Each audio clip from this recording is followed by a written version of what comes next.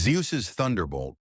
Zeus' thunderbolt is the ultimate weapon of authority in Greek mythology and the clearest symbol of absolute power. It was forged by the Cyclopes, Brontes, Steropes, and Arges, primordial smiths whose names literally mean thunder, lightning, and brightness. This weapon is not simply lightning. It is a condensed force of divine energy shaped into a projectile. When thrown, it produces a combination of lightning, thunder, fire, and concussive force, all directed with perfect precision. The thunderbolt can vaporize mortals instantly, shatter mountains, and permanently destroy immortal beings, as demonstrated when Zeus used it to defeat the Titans and later annihilate the monster Typhon. The thunderbolt also functions as an instrument of law. Zeus uses it to punish oath-breakers, rebels, and those who violate divine order.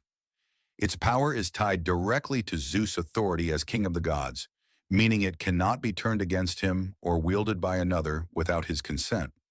Unlike ordinary weapons, the thunderbolt does not miss, cannot be blocked, and cannot be endured. It enforces cosmic balance, making Zeus not just a ruler, but the final arbiter of justice in the universe. Kronos' scythe. Kronos' scythe, also known as a sickle or harp, is one of the most historically significant weapons in Greek mythology because it initiates the first violent transfer of cosmic power.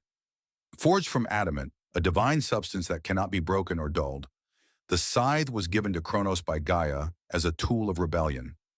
Using it, Kronos ambushed his father Uranus and castrated him, an act that ended Uranus's rule and permanently altered the structure of the universe. This single strike separated sky from earth, freed Gaia from Uranus's oppression, and established a new divine order under the Titans.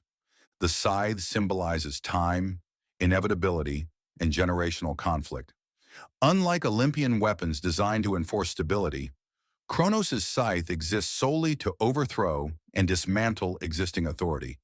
Its power lies not in repeated use, but in irreversible consequence.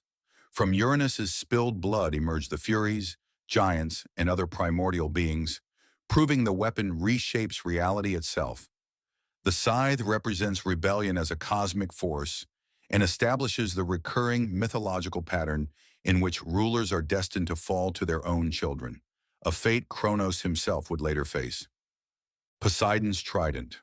Poseidon's trident is a three-pronged spear that embodies total control over water and seismic activity. Forged by the Cyclopes, it grants Poseidon dominion over seas, rivers, storms, and earthquakes. When Poseidon strikes the ocean with the trident, it can generate massive waves, whirlpools, or tsunamis, capable of destroying entire fleets. When driven into the land, it causes earthquakes, splits mountains, and fractures coastlines. Ancient myths credit Poseidon's trident with shaping geography, including the creation of islands and springs. The three prongs are often interpreted as representing Poseidon's rule over the sea's surface, depths, and underground waters. In divine combat, the trident is not merely symbolic. It can wound or kill gods, making Poseidon one of the few Olympians capable of rivaling Zeus. The weapon also reflects Poseidon's volatile temperament. Unlike Zeus' calculated judgment, the trident's destruction is often impulsive, mirroring storms that arise suddenly and without mercy. The trident establishes Poseidon as a god whose power is vast, unpredictable, and fundamentally tied to the natural instability of the world. Hades' Helm of Darkness. The Helm of Darkness, also called the Cap of Invisibility, is Hades' most feared weapon despite its lack of direct destructive power. Forged by the Cyclopes, it grants complete invisibility, not only to mortal sight, but to divine perception as well. This is not camouflage or illusion. The wearer is removed from awareness entirely, meaning even gods cannot sense their presence.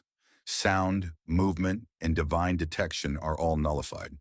Hades used the helm during the Titanomachy to infiltrate enemy lines unseen, sabotaging and assassinating Titans without warning. The helm later appears in the hands of Perseus, who uses it to avoid Medusa's gaze and escape from hostile gods.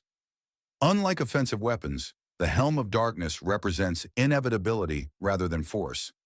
Death comes unseen, silently, and without resistance. The helm provides a strategic advantage so overwhelming that direct confrontation becomes unnecessary.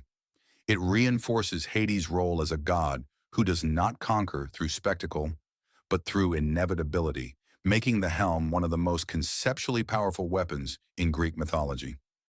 Athena's Aegis. The Aegis is a divine shield or breastplate wielded primarily by Athena and occasionally by Zeus. It is crafted from divine materials and most famously bears the severed head of Medusa at its center. The Aegis functions both as physical protection and psychological warfare. Any enemy who looks upon it is struck with overwhelming terror, often freezing in place or fleeing in panic. This fear is supernatural, bypassing courage, training, and reason. The Gorgon's head embedded in the Aegis retains its petrifying power, meaning enemies who meet its gaze are turned to stone instantly. Athena uses the Aegis strategically rather than recklessly, deploying it to break enemy morale before combat begins. The shield also symbolizes defensive warfare and disciplined intelligence, reflecting Athena's domain over strategy rather than brute force. Unlike Zeus's thunderbolt or Poseidon's trident, the Aegis does not destroy indiscriminately. It neutralizes threats efficiently and decisively.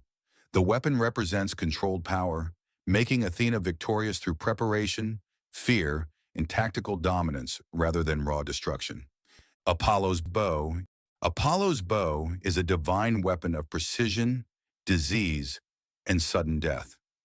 Unlike other Olympian weapons, it is rarely used in open battle. Instead, Apollo fires arrows from afar, striking targets without warning. These arrows can bring instant death, inflict plagues, or deliver divine punishment on entire cities. In the Iliad, Apollo uses his bow to unleash a deadly plague on the Greek army by shooting arrows that spread disease rather than physical wounds. Apollo's arrows never miss and do not require line of sight. They represent inevitability rather than confrontation. The bow reflects Apollo's dual nature as both healer and destroyer. The same god who brings disease can also remove it, making the weapon an extension of divine judgment rather than malice. Apollo's bow reinforces the idea that death does not always come through violence. It can arrive silently, at a distance, and without resistance. The weapon establishes Apollo as a god whose power operates beyond the battlefield, affecting entire populations with a single decision. Artemis' bow. Artemis's bow mirrors Apollo's in form, but differs entirely in purpose and symbolism. It is a weapon designed for swift, precise execution, rather than widespread devastation. Artemis uses the bow to enforce sacred boundaries, particularly those involving wilderness, hunting ethics, and personal autonomy. Mortals who hunt excessively, kill animals disrespectfully, or violate protected spaces invite her immediate punishment. Her arrows strike with flawless accuracy and typically leave no visible wound, reinforcing the idea that death can be instantaneous and clean when delivered by divine judgment rather than violence. Unlike Apollo's arrows, which spread disease and affect entire populations, Artemis's arrows are personal and deliberate. She targets individuals, not armies, reflecting her role as an enforcer of natural and moral law rather than a god of war. In myth, Artemis kills Orion after his transgression, and alongside Apollo slaughters Niobe's children to punish their mother's arrogance. These killings are not acts of rage, but corrections of imbalance.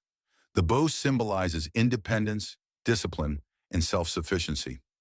Artemis does not argue, threaten, or bargain. Once a boundary is crossed, judgment is immediate. The weapon embodies the unforgiving precision of nature itself, silent, impartial, and lethal when disrespected. Hermes caduceus. Hermes caduceus is a slender staff wrapped with two intertwined serpents and crowned with wings, symbolizing motion, balance, and controlled authority. Although commonly mistaken for a medical emblem, its mythological function is mediation rather than healing. The caduceus grants Hermes unrestricted passage between all realms of existence, allowing him to move effortlessly between Olympus, the mortal world, and the underworld. With it, Hermes can place mortals into deep sleep, awaken them, or guide souls from life into death without struggle or fear.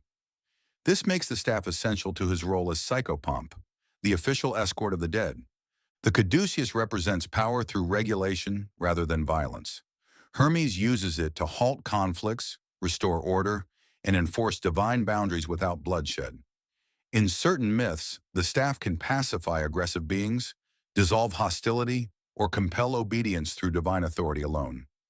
Unlike weapons designed to kill or destroy, the caduceus controls transitions between life and death, chaos and order, stillness and motion.